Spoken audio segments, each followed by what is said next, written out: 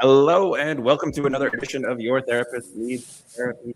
I'm your host, Jeremy Schumacher, a licensed marriage and family therapist. It's been a long month of me doing solo episodes, but I'm joined finally today by a guest. This podcast has been a couple months in the making. I was able to guest on a few months ago, and finally our schedule lined back up to be able to record. Today I'm joined by a very cool human, wonderful therapist, Deana Bianco. Hi, Jeremy. Thank Yeah. you. It was such a pleasure to have you on because with forums like these, we just get to it's so intimate and at the same time, so many folks are listening. Yeah.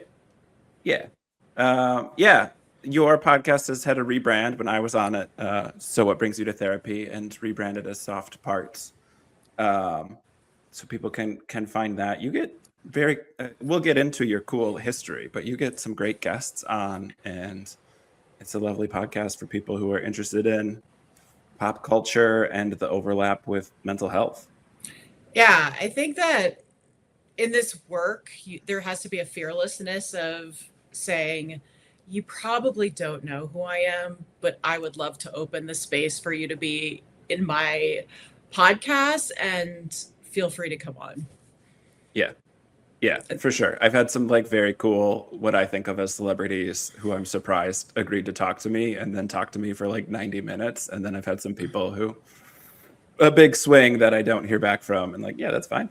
That's fine. And it's like being a therapist is like you said, you sometimes have to make those big swings, and sometimes they land, sometimes they don't. It can't affect us at all. It doesn't to me at all. Yeah. People are people. They've got their lives. It's cool. Mm-hmm. Well, I always start my podcast with the same question when I have a therapy guest on, which is, how is it that you came to be a therapist? What brought you to the mental health field? Yes. And I think it's interesting because I think if we're evolving as therapists, it's something we should ask ourselves, not continually, but say every couple of years. Because hopefully as a therapist, you're learning more about yourself in the therapy space. And hopefully you are going to therapy in your free time. And so as evolving beings, we should be asking that question again every couple of years, maybe every 6 months. And so initially why I went into do my master's to be a therapist is because I was in the journalism realm as a writer. And if you're old enough, you know how much journalism has changed. Unbiased journalism seems to be gone, or there's very few jobs available. And so when I entered the field, magazines still existed. Newspapers were abundant. I graduated journalism school from NYU in the early 2000s. Mm-hmm. And so jobs were available. Money, like I said, was to be made.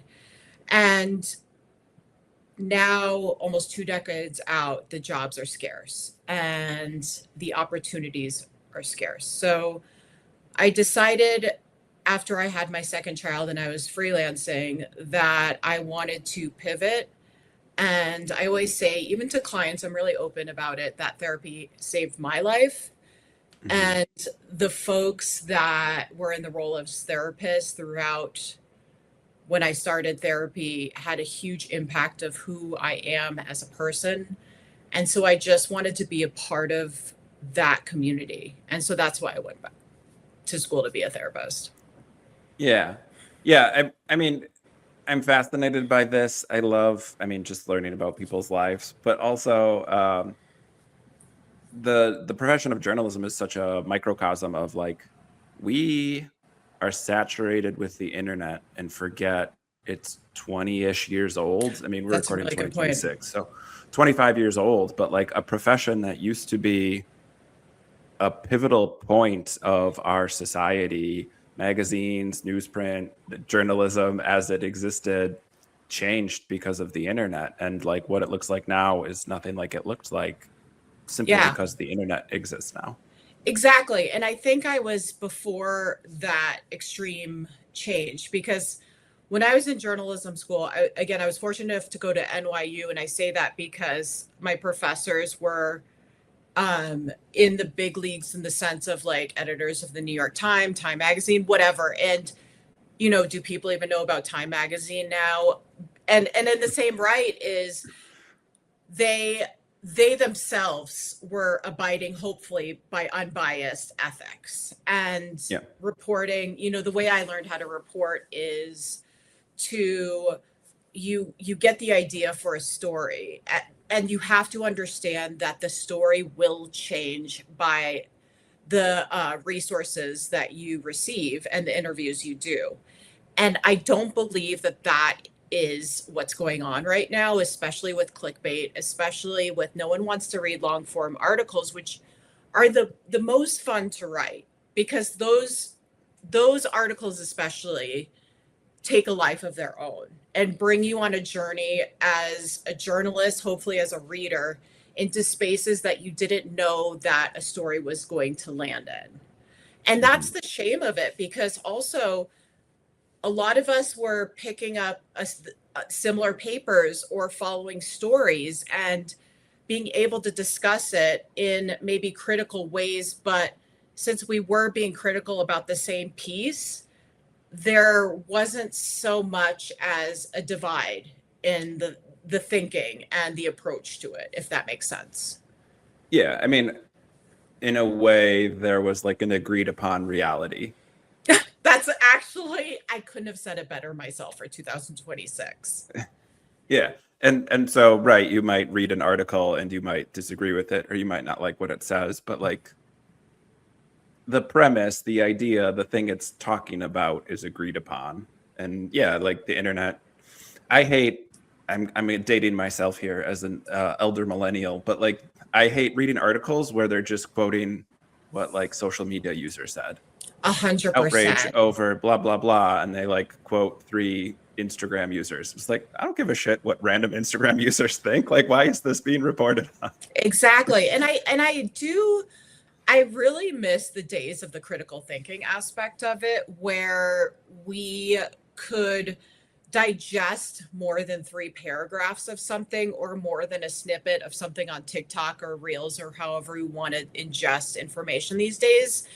Yeah. And instead of being able for us to go online and share our opinion and be heated, and this is something that I think you and I do, and all of us do as therapists, is feeling the distress tolerance. Okay, now I'm going on a wider scope. Feeling the distress tolerance and sitting with that and being able to hopefully mindfully talk to other peoples and share it. And now we live in such a now society that we're not going to read into anything and we're going to hit record, or we're just going to stop reading because we have 5 reels or shorts or whatever it is about it, and form this Yeah. opinion that is not based on reality usually and facts, and just regurgitate these big emotions that are not processed. Yeah. Yeah. And then I think journalism to some degree, you can comment on that more than I can, but like the publishing industry too has then followed, well, this person has a big social media following, so they should write a book because they already have a built-in Yes. audience, versus let's get this person who has lived experience or has credentialing or has expertise to write a book and then sell it to the audience. Like, that's not how publishing works anymore either. So Yeah. like one of my specialties, religious trauma, if you have a big enough social media account, you get to write a book about leaving the church.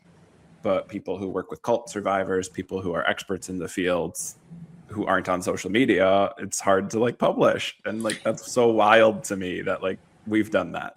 It's and it's I could go so many places with this. And the first place that I'll go with this is, you're right. It is about the numbers and the clicks and the likes. And that's what we're paying attention to, which is also so involved in mental health and how people run their Mhm. lives, and the visual component of it and what we share, and just how the clicks are the dopamine hit. And then, like you said, everything follows through and leads, or follows that lead with, okay, we're going to give them a publishing deal. And what was I going to say? Oh, so I am working on a young adult book, and I've been a writer since I was 18 years old. And I was talking to another writer who's been published, and their advice to me was, because I was like, oh, I'm going to workshop it and all these things, and I want to make sure it's really great. And they're like, no, no, no, no, no. Be sure you get your Substack, the people following the numbers for your Substack, because that's how you're going to get a literary agent. And I was like, okay, so 20 years of working for or freelancing for publications means nothing right now, because I have to catch up, because I just started Substack, and you can follow me at Mountain Counselor. I think it's MTNCOUNSELOR. And I'm not saying it like, give me subscribers so I can get a literary agent, but everything is just out of sorts. Yeah. And this is what we're really seeing, like, I don't know, just all these political figures, and I'm thinking of like the Charlie Kirks, if you don't mind me bringing him into this space. And I can't speak really eloquently and in depth about him, but people that have made themselves famous because they are on screen, kind of shouting their opinions and overhauling like mindful, researched. And I know maybe you have listeners that are like, he's well researched, or he was well researched, and all this kind of stuff. Those people aren't listening to me. Okay, no. Okay. And and that's when I keep on saying, is like, we have so many false prophets right now, and those are the ones getting the book deals, and those are the ones getting the screen time. And so, I'll hand the baton off to you about that. Well, and we're off the therapy topic here, but again, in my head, I know where we're going, in the sense of the work you did as a journalism is very similar to the work you do as a therapist. But Barry Weiss at CBS, Charlie Kirk is a good example. I mean, the whole Turning Point USA crowd they wanted to be in media and failed, so they made a right-wing outrage talk machine. But like that idea of journalism as, we're going to start with a story and then we're going to find sources that agree with us and print those. It's what RFK does at HHS right now. We're going to start with a premise. We're going to cherry pick our evidence. And RFK is at least like went to law school, so I can understand that's how lawyers do things. Here's our argument. Here's the evidence for the argument. Like, that's not how science works. That shouldn't be how reporting works. Like, that's how the law works. And someday I'll get a law professor on to say why that's not good either. But the idea of like, we're going to start with our story and then find the evidence to conclude it is just confirmation bias. And so that's what the media sphere is, oh, you don't like this, here's this person shouting on the other side of it, go follow them. Exactly. And I think it does it does tap into the mental health space, because it is the narratives. I work with a lot of clients a lot of us are told narratives of who we are and what society is and this world is. And as children, I think you are very, you push back on this, I want to say, Jeremy. And for a lot of us, it is, we accept, right? We accept because there are parents, there are caregivers, there are teachers and whatever. And we accept because we trust the world. And then we grow up and hopefully challenge narratives, whether they work for us or they don't work for us. And that's where we find our authenticity, is where we find our own narrative, which is which is what I really want people to do with social media is, okay, so say like if you're absorbed in this echo chamber, is why blindly, and this has to go with cults, like why blindly trust something? Yeah. When you don't trust yourself or you don't know who you are. Yeah. And it's, I was obviously raised in a high control religious group. So like, you're told not to trust yourself. And then it becomes simpler. It's easier. It's the myth of the strong man. It's a populist movement in our country or in other places around the world of, well, that sounds easy, so that person must be like, let's vote for that person because they're making it sound simple. And it's not simple. This life is hard and it's so complex. And looking for the easy way out is a disservice to yourself. Yeah. Yeah, and that's the distillation of a TikTok, a 30-second reel. Like YouTube Shorts just recently changed their limit for how long videos could be. Like as a therapist, part of the reason I've stayed off social media is because it's so hard to talk about mental health with the nuance that it requires in a 30-second clip. Like it's just not that clean and easy to do it well. And what we're highlighting is that the folks that, and they're really, like, for example, there's really outspoken voices that we need in the menopause realm with mental health. I'll use that as an example.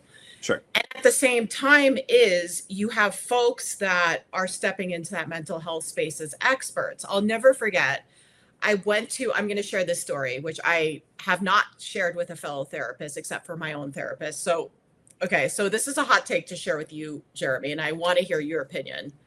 Yeah. So I went to a concert with my buddy, and shout out to Jessica, I love her. And she was telling me about her life coach. And I was like, okay, how much do you spend on your life coach? And you and I've kind of tapped on this. Like, what is a life coach? I'm really confused. How much do you spend on your life coach a month? And she's like, $800. And I was like, wait, what? And she was saying the parameters of access she had to her life coach, which are very small.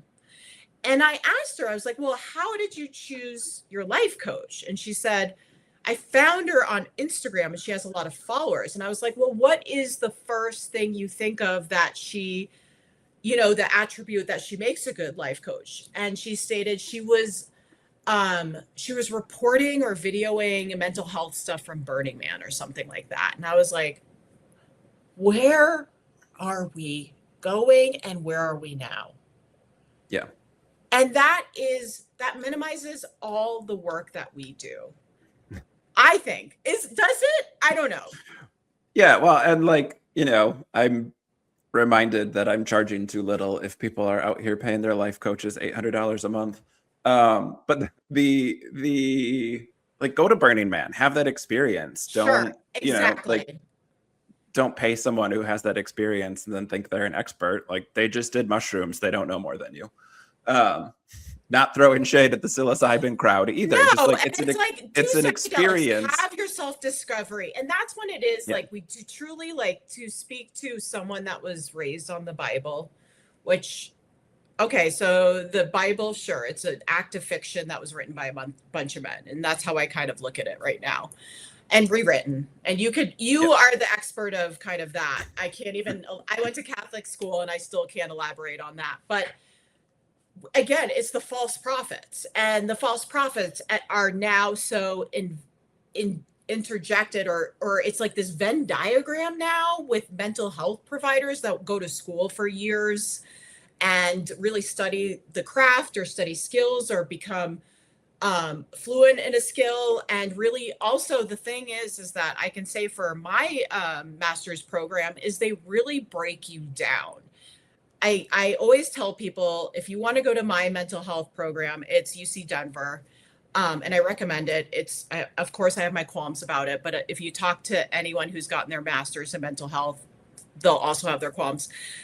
But it was the Navy SEALs, really, of emotions and reflecting through your history. It's like they really I felt if you were open to the process, which some people weren't, breaking you down with your biases, reflecting on your own historical truth. And so you can go into the room and put your shit aside and not have what Jeremy and I know as countertransference. And some people know that, and not be like someone's talking about their mom and you're just like, fuck, I don't talk to my mom. And you're just kind of going on and on. And that takes 3.5 years, not to mention you do a year of clinical work in the field. And for me, I went to a methadone clinic. It was the hardest thing. I worked so many jobs, and my clinicals at the methadone clinic, working with folks that were unhoused that had such acute addiction that I learned about the fentanyl crisis, firsthand experience, seeing people nodding out, seeing people smoke meth in the bathroom, like all these experiences. I don't think someone doing an ayahuasca trip at Burning Man has that to base an $800 thing that you can buy on a monthly basis. That and by the way, is something to add to that is I don't know if my friend got to talk to the life coach on the phone. It was WhatsApp messages between certain times. So take that what you That's will. so wild.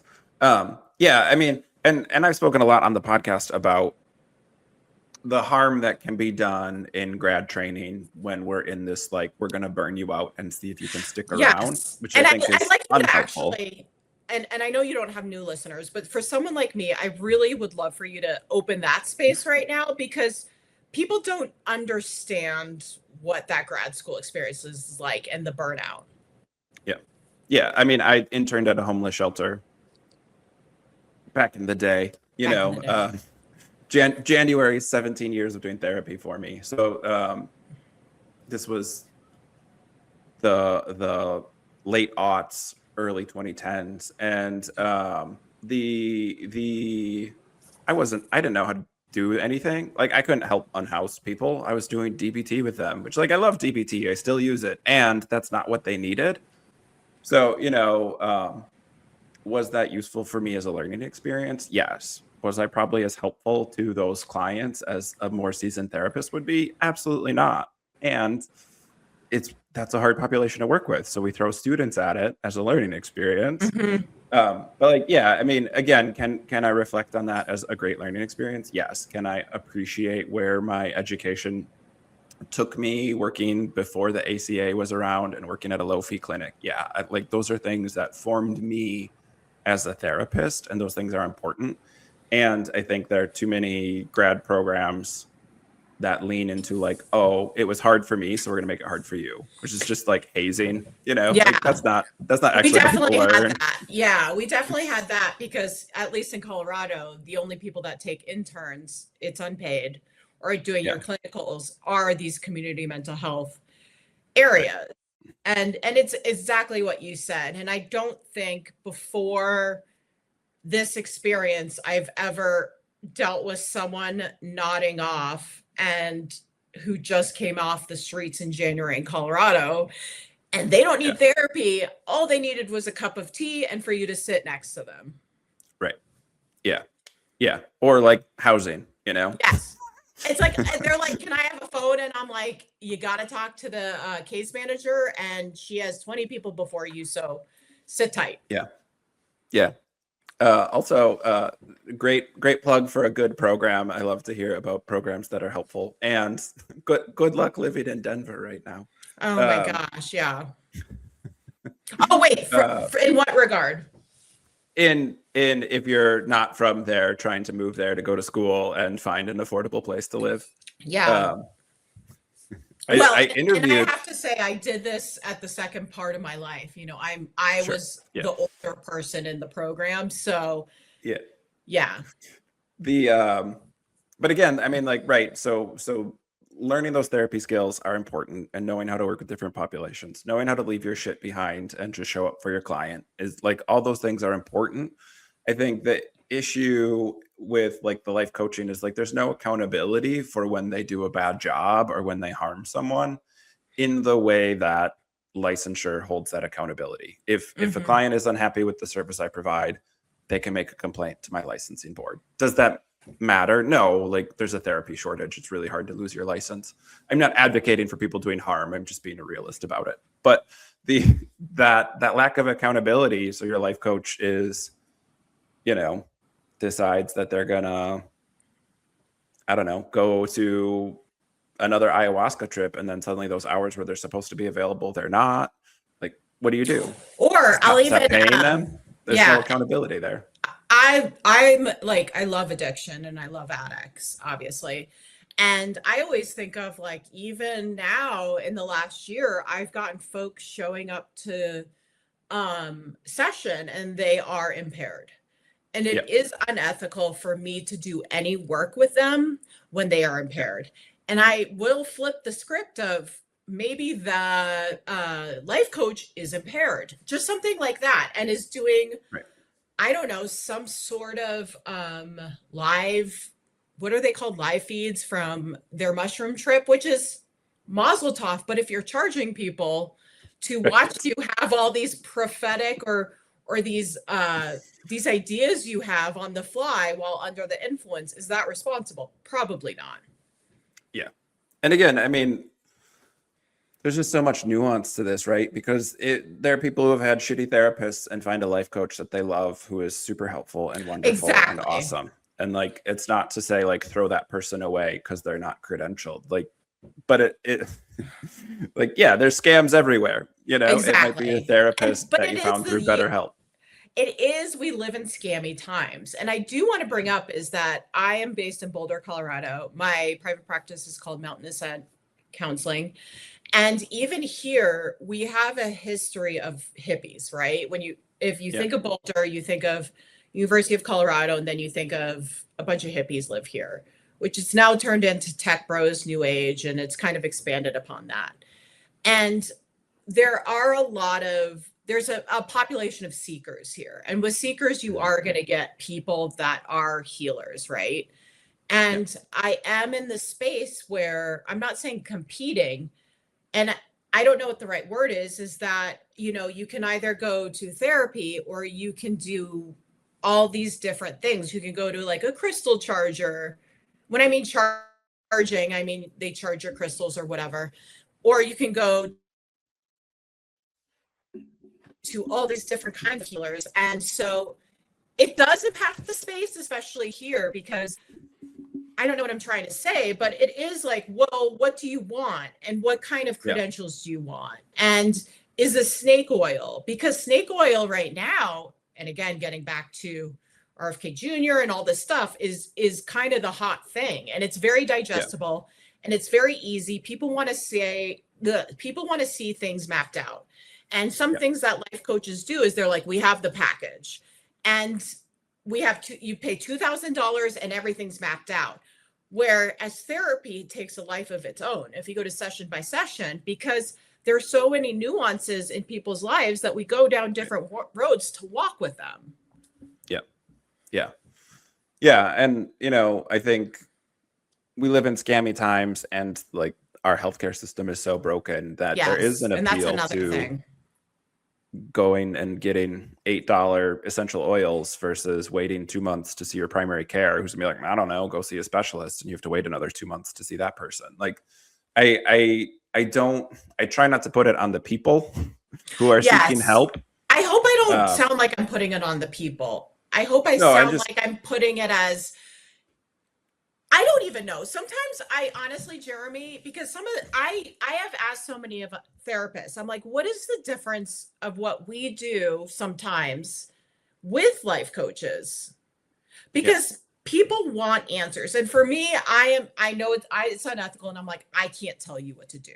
I cannot tell you what to do, because I can tell you what to do and then you do it and it's not authentic to you. And then you have to live that on a 24/7. Whereas like, I'm just shooting out information, but that's not what therapy is. Yeah. I think, and this is getting back to being interested in your history, digging into like someone's story, holding space for their story, and then reflecting it back to them as you understand it, like creates understanding in a different way, creates new meaning. I'm a pretty active therapist where I'm not prescriptive in what people should do, but I am pretty like, here's what I think would happen if we did this. Here's what it sounds like you're worried about would happen with it. Like I walk them through the thought process so they can still make their decision, but try and inform their decision with information they might not have, whether that's knowledge I have or that's research I know about, or just having worked with so many couples and other humans over the years to be like, here's information, then like, what do we want to do with it? But I think sitting with someone and their story is just something that doesn't happen that much in our society.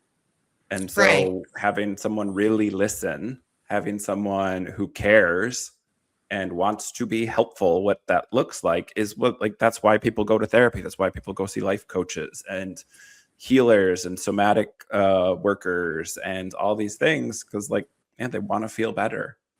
Yeah. And I also promote like getting back to all these shorts and getting mental health opinions and criteria and diagnoses from the internet is that people, like you said, is like, you need someone to sit with you, right? Because we are, like I said, we are multifaceted people, and there are so many complexities to trauma, life, a person, whatever, health, that it's someone walking with you, trying to help you figure it out. We're not going to figure it out, because that is something that is, well, unless they're in like acute crisis or whatever like that. But Right. it is someone to help you do an equation. And sometimes there is no equation. Sometimes the equation doesn't add up. And I was working with one person, and they kept on harping on something. And I was just like, you're trying to make 2 + 2 = 5. And that is the Price is Right wheel, just continuing to scroll.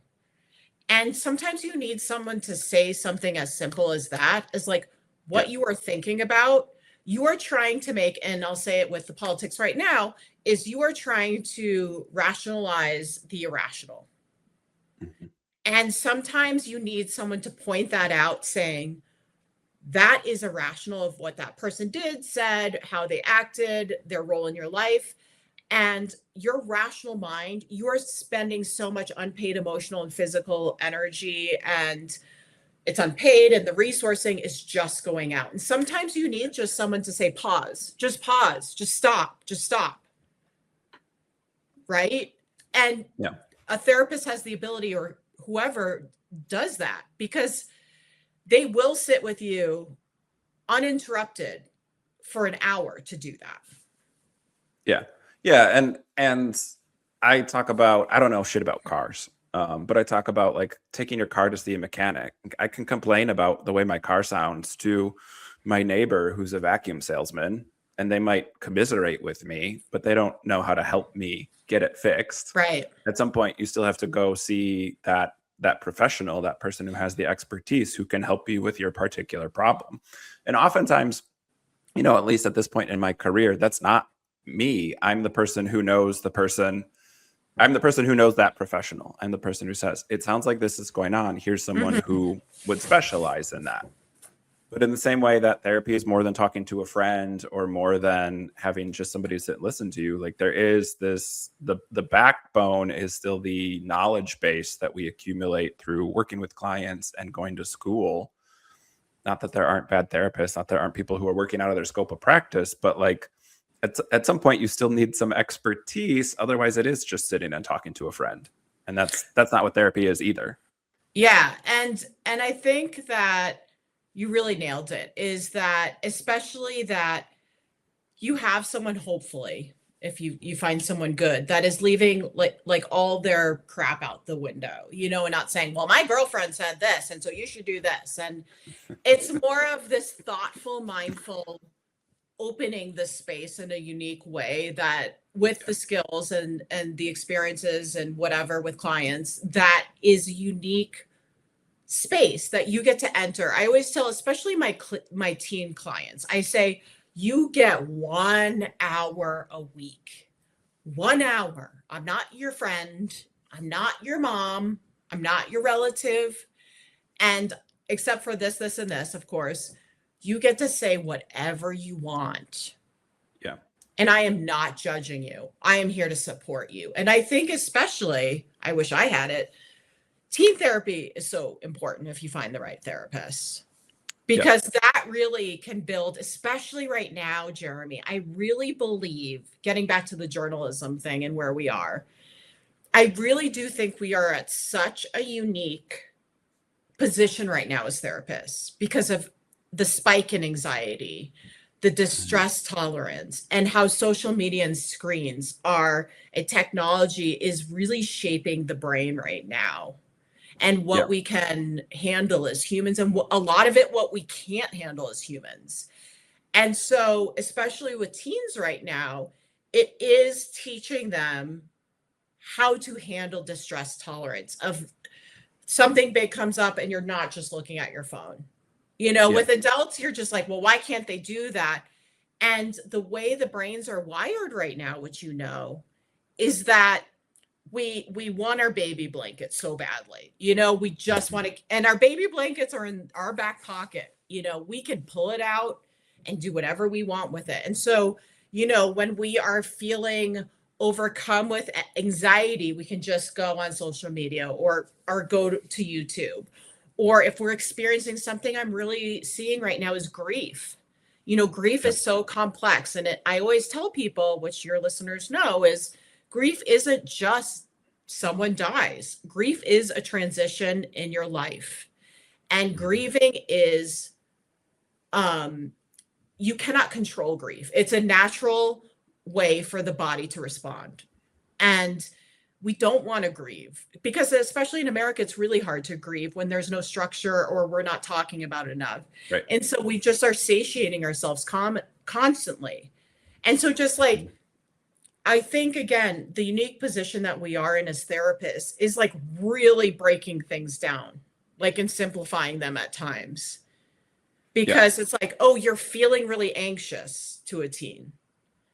And just as basic as it sounds, just labeling it and then just being like, sit with it for like 10 seconds. Just 10 seconds. Right? You know, it's like they say, like, ride that wave.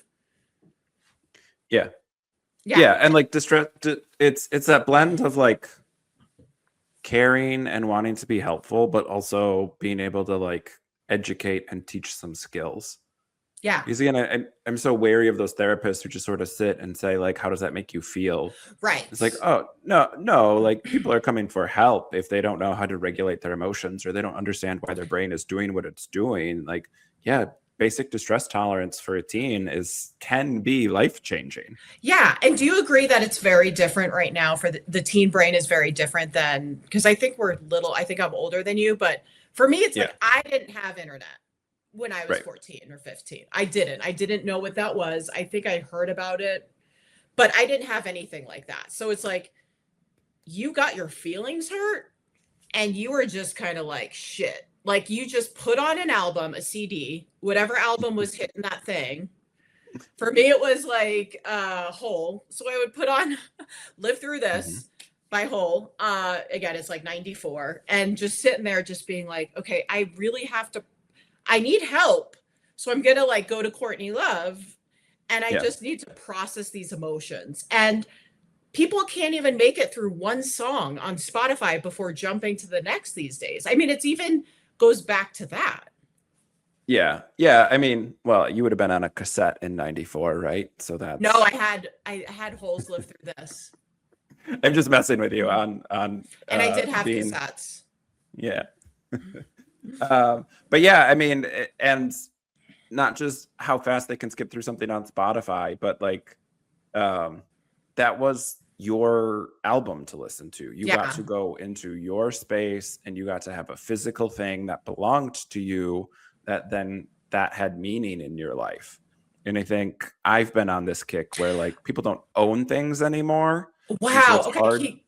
Keep going with that. It's so hard to ascribe meaning to something because you're streaming it on your phone. You don't have it with you. It's not in the room right there. You're, listening to it, but it's not this thing, back growing up with CDs, you had your CD book and you had to like keep them from getting scratched. Otherwise they won't work anymore. And then you didn't have your music and your music mattered. So you had to take care of it. And so I think there's just this entire disconnect. Young people are so aware of how their brain works, but they're so disconnected from their bodies because everything they do is digital. And so I think I'm such a fan of like the physical medium, having that thing. There's like a warmth to opening an album and looking at the cover art and reading the lyrics as you're listening to it. And like, that's an experience versus you have your headphones on and your phone streaming and you're on your computer, on your playing games on your computer or scrolling while you're listening. Like it's too much trying to soothe. And then you're overstimulating instead. Yeah. I always think of like, especially what you're saying with concerts, it's like when I was a teenager, I used to go to a lot of concerts and there was never such things as phones up at a concert. And because it was also always about being in the present, being in the now. And I especially think of, because I love music history. My major was media analysis and criticism in my undergrad, and it was focused on music and fashion. Mhm. And so I'm obsessed with music documentary, music memoirs, what have you. And I always think about, they always say that the first concert that the Sex Pistols, stick with me, that the Sex Pistols played in the UK, and who was there, and how those people were so like blown out of the water. Because think about it, like there was no social media, no people heard about the Sex Pistols. A designer named Vivian Westwood, Malcolm McLaren, they had a sex shop. It was called like the Sex Shop or something, but they made all the punk clothes. And so the Sex Pistols come out and they're outfitted in like Vivian Westwood, and Sting was there. Chrissy Hind of the Pretenders was there. Billy Idol was there. Yeah, and I'm trying to think of who else, but they talk about all these people that were in the audience that were like, Mhm. can I curse? Yeah. Fuck this. I am so blown away by what I'm seeing.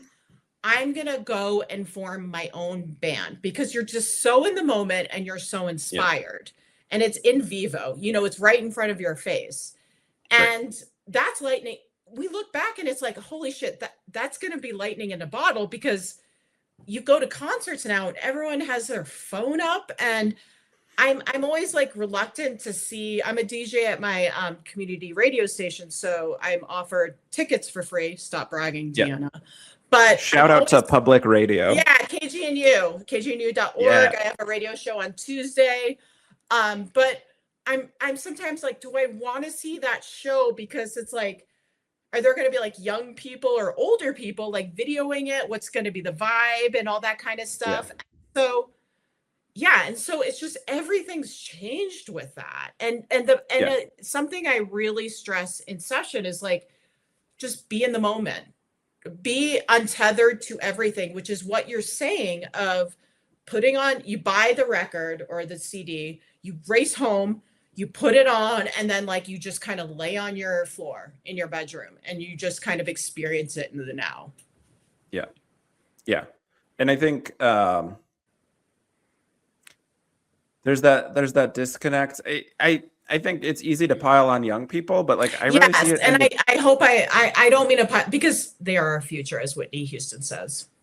I'll pile on the boomers though too. Like old people too. Like the generation that didn't grow up with tech also has become like Yes. it's you talked about their baby blanket. Like that's their baby blanket. Like all the people who I was raised by who were concerned about what the internet would do to me have fallen into their own concerns about the internet. Like lack That's of a really media good point. literacy, lack of self-control on how they're using that stuff. Like I grew up, the internet was new when I was growing up, but like I had a 15-minute time limit for AOL Instant Messenger, like we my siblings and I were timed for our computer time. And so it wasn't this sort of perpetual online, like we didn't have by the time I was a teenager, we had a family cell phone that we shared with everyone, and it had Snake on it, and you could make emergency phone calls. And like, so again, there was just that difference between this thing that's always with you in your pocket,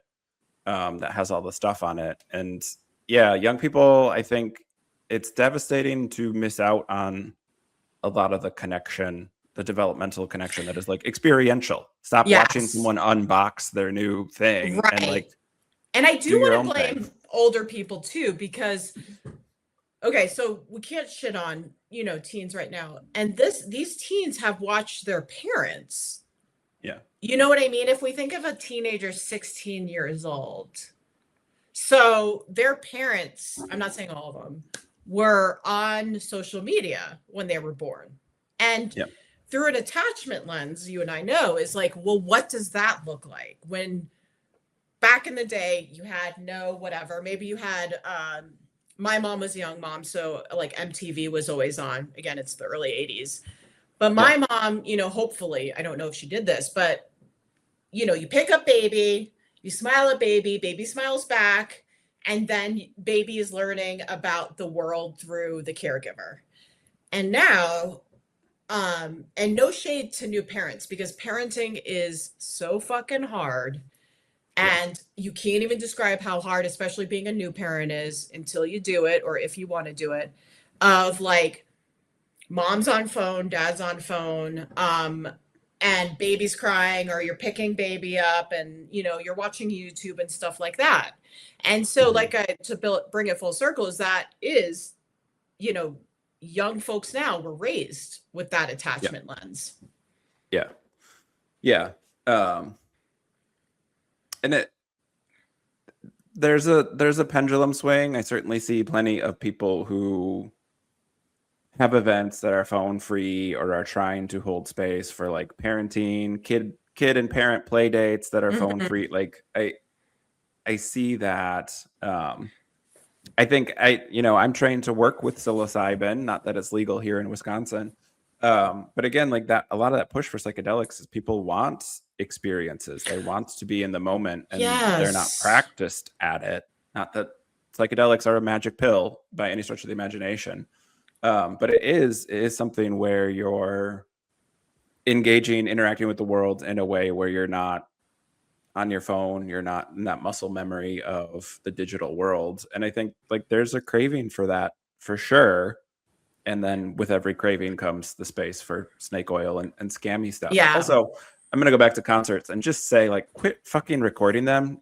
I You're know. never gonna You're watch. never going to watch them. You're never going to watch it. Take your picture so that you were there and post that if you must, but then just fucking enjoy the concert. Why are you there? Why are you there? And it wasn't the last concert I went to, but I went to Nico Case 2 months ago, and it was no phones. We don't want to Yeah. see your phone out, and Yeah. if you brought your phone out even to check it, they were going to snipe it away. Yeah. And more of that. Right. And Yeah. that's the thing, is like, everyone's like, oh, do you want to see X band at this, Folsom Field, or, these big stadiums? And I'm like, absolutely not, because Yeah. everyone's just going to be, I'm going to probably have nosebleed tickets, and everyone's just going to have their phones out.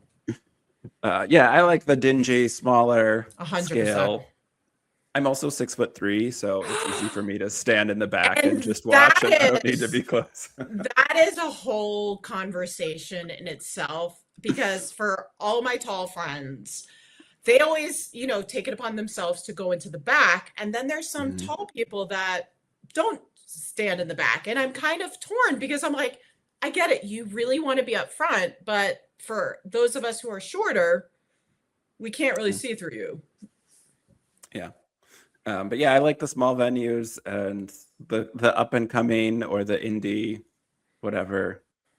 I'll say there's some exceptions. I saw Roger Waters pre-COVID in an arena. Like you see that in a stadium, obviously. Yeah, That's how it's meant to be enjoyed. I saw him at Yankee Stadium. Yeah. And of course, because it's like he still does the thing where it starts and the plane flies in. And it's like, you're not going to do that with like one of those little toy things of just like in the dingy theater of just it going, a paper plane flying in. And then it's like a pig on a stick, on a popsicle stick going behind. Yeah. But like, and then seeing bands, who did this recently? I saw Lucius, and they get on the floor and everybody sits down and they're just singing in the middle of the crowd. And it's like, right, that's really hard to explain how magical that feels to people who aren't there. Like, it's not meant to be recorded and posted. It's just meant to be experienced. Yeah. And I think that's such a different vibe than can't wait to see how many likes this gets.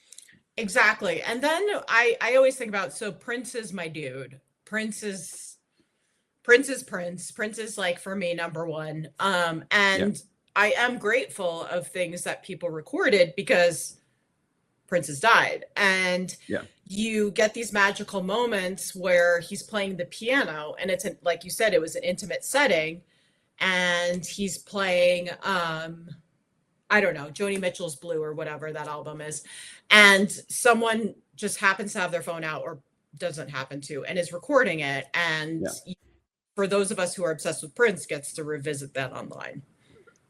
Yeah. And there have always been bootleggers, there's always been. Exactly. Not not all of us need to be on our phones with our low quality cameras and terrible audio recording settings. Like, let somebody who's there for that do that. Yeah. Yeah.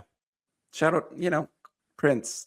Got me thinking about Oh yeah, Minnesota. yeah. Tell me more about what's the Let's just vibe sneak like in up a in. fuck ice while we're thinking about famous Yes, how are Minnesotans. things And going with that whole is that where you did you do a episode on that last week?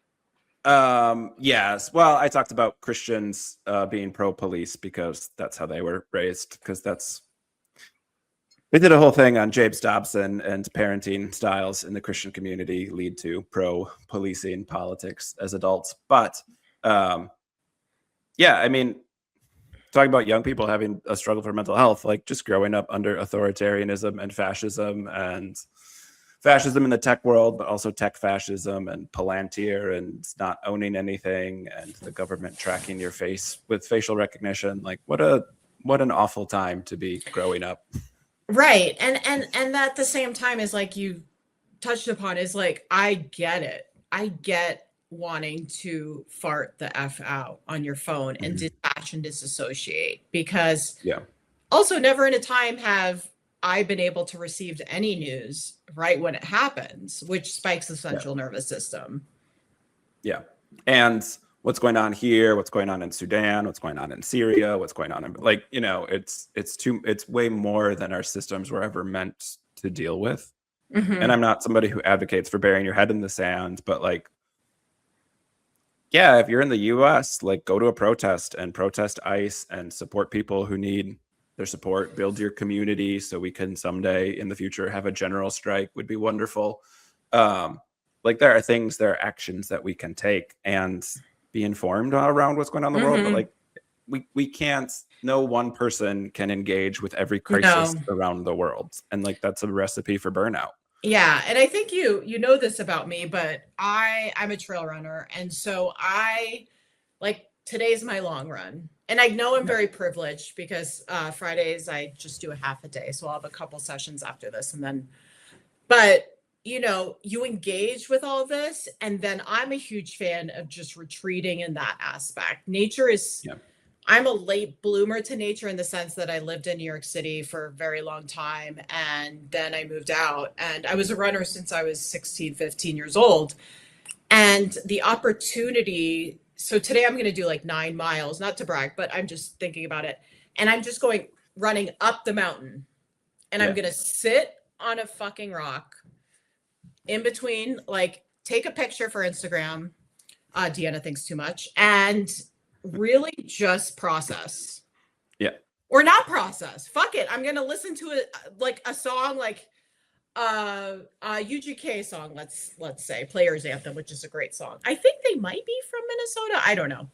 But just listen to a song that makes me pumped up in the middle of the woods on top of a mountain. We're at the saddle of a mountain and just be. And so I'm just a huge advocate of just really just retreating to nature, as corny as that sounds, because whether we like it or not, nature is always talking to us. It's telling us what's going on really with the world. For example, it's been in the 60s here in Boulder, which is telling us a lot of what's going on. The rivers are dry. The lakes are dry. There's no snow. So where I'm going to run up, I should just be wearing my micro spikes the whole way up. It's bone dry. And also it's just like, we are at the end of the day, I always say tribesmen, and we're not supposed to be in walled rooms on screens. We're just supposed to be immersed in the trees and what have you. And so that's something I am an advocate for really just taking the baby blanket down and finding a different baby blanket through, I don't know, a rock, a leaf, squirrels, deer. Yeah, we're mammals. We're self-aware primates. We're supposed to be out in nature doing arguably repetitive tasks like keeping bugs off of each other. Just even something so silly as like Jeremy, like squatting down on a trail or whatever to pick something up, which is something that sounds okay. Yes. Okay. We're supposed to squat, but Americans don't squat. That's part of the thing with the body. Americans, the way we live our day-to-day life is we don't squat without pain.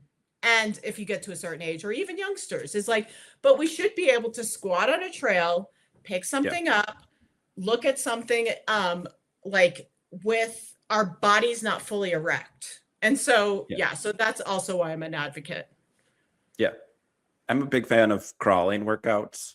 Okay, tell me more. Tell me more. Are you joking or are you being serious? No, I'm being serious. I love like a sandbag backpack and then the different things you can do crawling. It's a lot of natural functional movement that we don't get anywhere else. Well, can you post about that? I think we need to like really explore. You know what? Not right now. It's warm. It's been warm here, but we have snow right now, so I'm not gonna go outside and crawl because that would be cold. Jeremy, but do you know what I did yesterday in my workout, which is this crawling? I did Beast. You know Beast, where you're on all fours, but you lift your knees up. Yeah.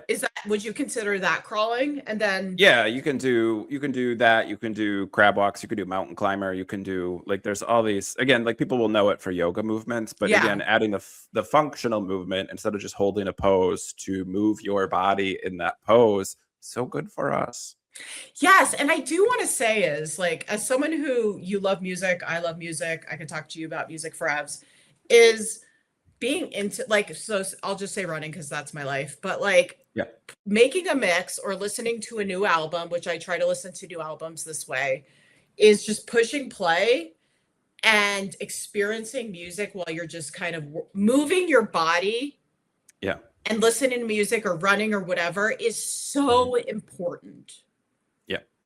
And it sounds so basic, like, oh, put on music and move your body. And then you talk to folks and a lot of people are not doing that. Right. So just my wish for people is just put on something and walk around, walk outside, let the elements hit you. Yeah.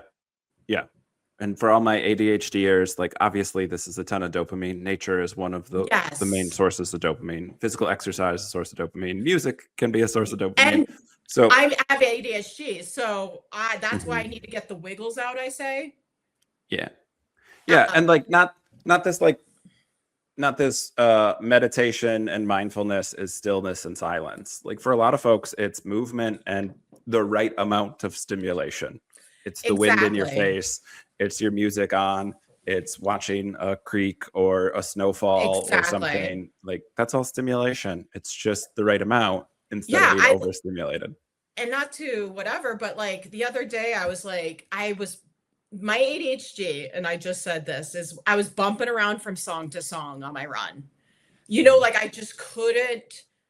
I was dysregulated from work because I don't know if you have these days, maybe you don't, but sometimes hard stuff in sessions it washes all over me or washes past me. And sometimes it just sticks in this way. And I'm like, okay, I need to get rid of it. And so I was going through my running mixes. I was hopping from this one, run in the fall, it's winter, and like, oh, it snowed too much. I have all these running mixes, and hit me up if you ever want a specific running mix. And finally I was like, you know what? I'm going to just listen to Pink Floyd's Division Bell, which is the album that they made in the 90s, which I say I didn't understand as a youngster, but now that I'm middle-aged, I really understand the Division Bell. Now I'm getting in the weeds. People are like, what the fuck is she talking about? And I put on the Division Bell by Pink Floyd, and that album carried me through my run. And I can't even describe it. But it was like the ADHD got its dopamine hit with the running. I found the music, and we were in nature, and everything just fit into place. Yeah. Yay. That's so lovely. Yes. Give Deana a follow on Instagram because you get a lot of great mountain pics and also dog pics, which are the best. My dog June, she's training to be a therapy dog. And so if you feel like getting therapy and you're in Colorado, Mountain Ascent Counseling, she could sit on your lap. She's an amazing dog. Her rescue story is one for the ages and very inspirational. Her name's June. Love that. I mean, you answered. We just spent 10 minutes talking about the theme, which is how you take care of yourself and exercise. What album? Okay, ready, Jeremy?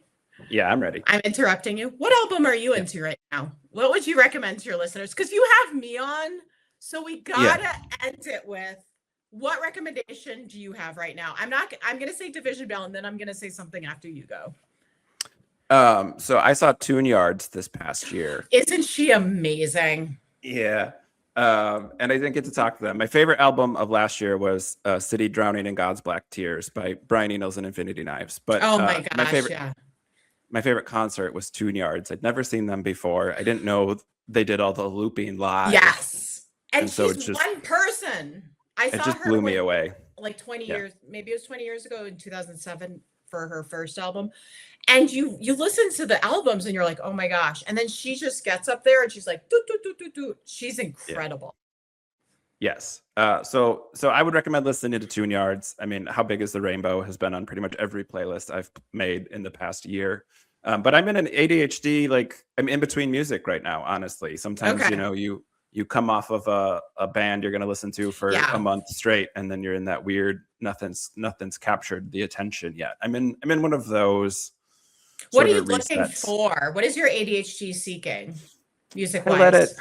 I let it go, I let it. I will say I'm on a lot of protest music. So System of a Down, Rage Against the Machine, Run the Jewels, a lot of hip hop. Oh my gosh, I swear to God. I wrote on my Strava. I was like, well, listening to RTJ3 a lot these days, Run the Jewels 3, which is a phenomenal album. You don't even have to be in like protest ideas to it. Run the Jewels is, I think, one of the, I don't think they are making albums right now, but Run the Jewels 3 is peak of the peak. Yeah, and Zach De La Roche from Rage Against the Machine he's on that one. I think album. Yeah, he's on RTJ3.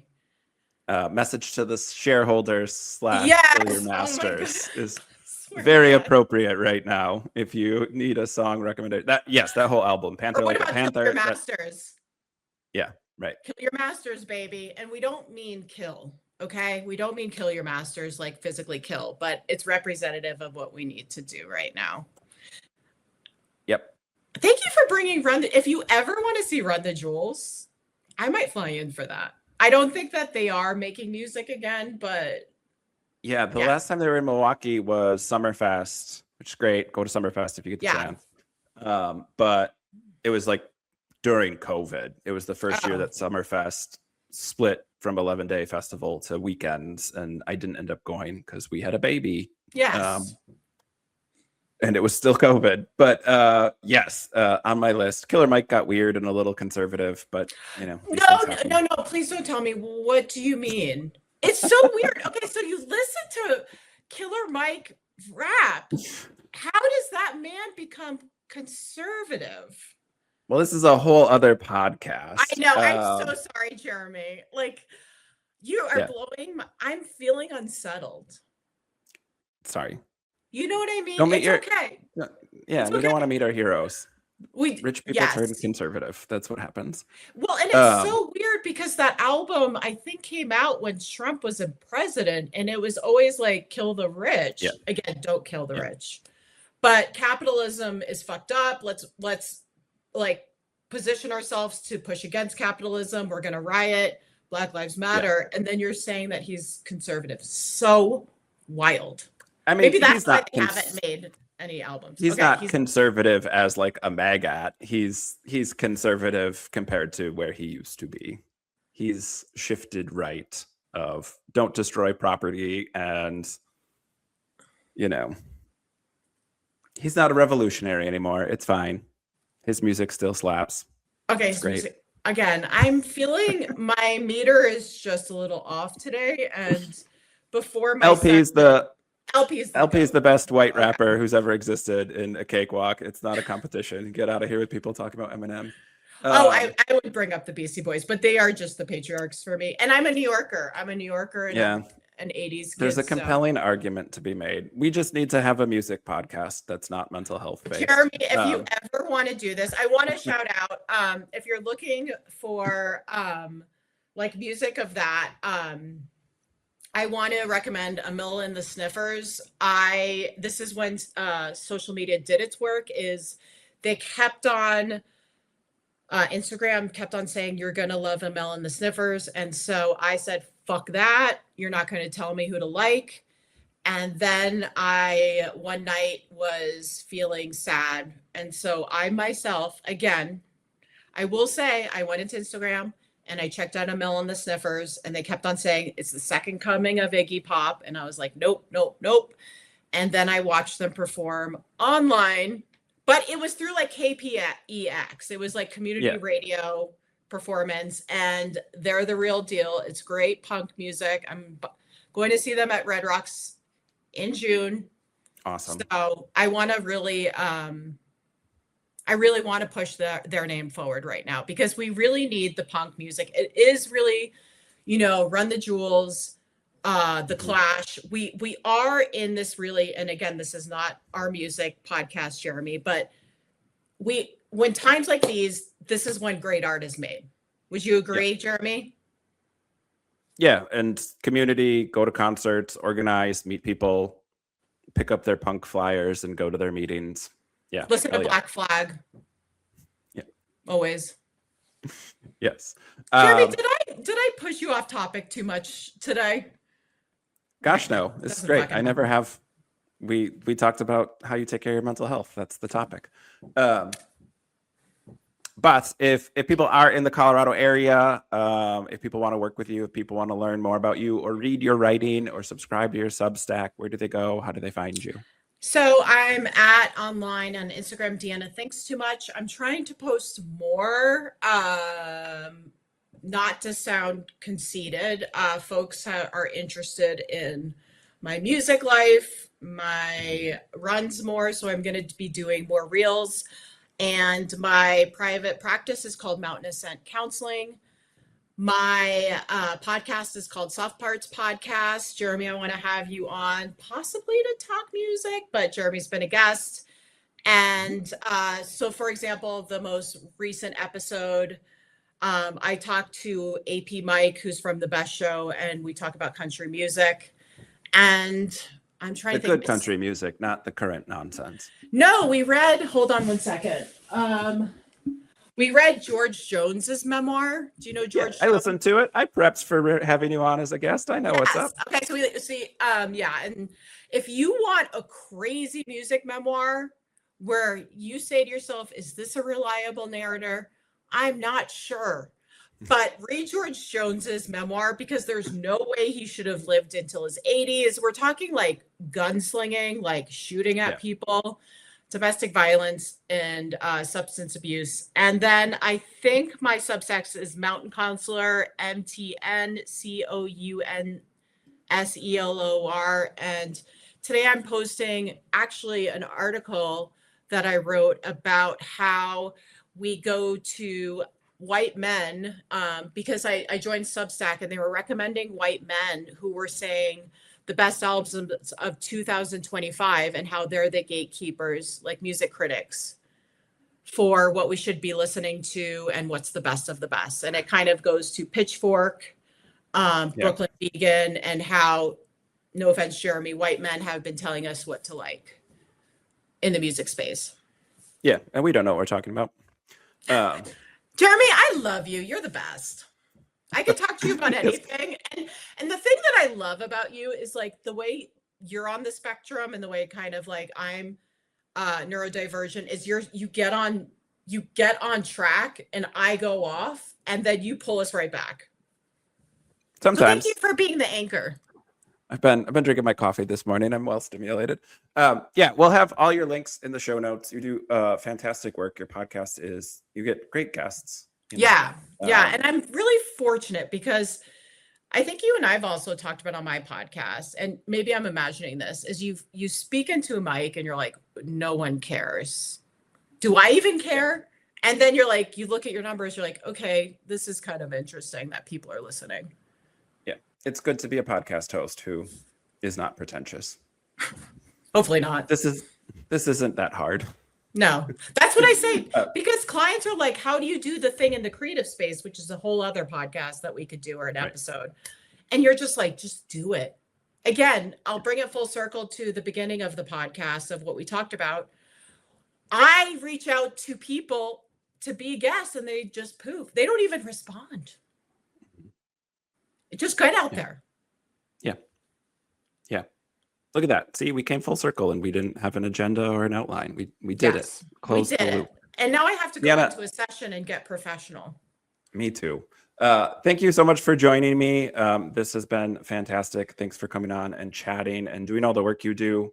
And to all our lovely listeners, thanks for tuning in again. We'll be back next week with another new episode. Take care, everyone. Thanks, Jeremy.